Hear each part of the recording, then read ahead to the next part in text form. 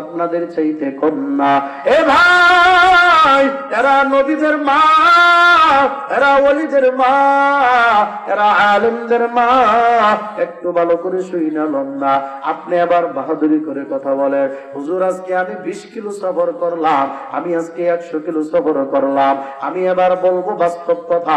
আপনার একটা ঘরের ভিতরে উঠোন বাহিরে নিয়ে মনে করেন মাত্র 50 ফিট বাই 50 ফিট, একটা মহিলা 24 ঘন্টার ভিতরে এই ছোট্ট এরিয়ার ভিতরে যতটুকুন হাঁটাচেরা করে দৈনিক 24 ঘন্টা, যদি আপনি একদিন মাপতেন, ফুট হিসাবে মাপতেন, তাহলে কিলোমিটার বের হইতো আপনি পুরুষের চাইতে 3 গুণ বেশি তাদের কিলোমিটার হয়ে যাইতো। ঠিক কিনা জোরে কর?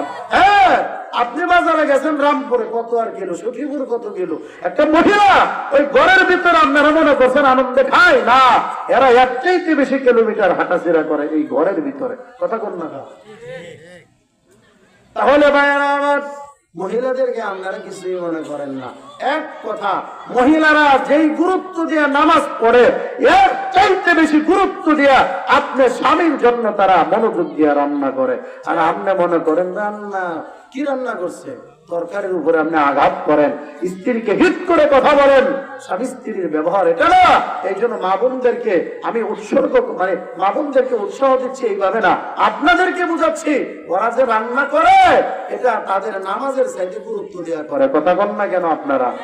তাহলে ভাইয়ের আমার, মহিলারাও শুনতেছে। শেষ কথা,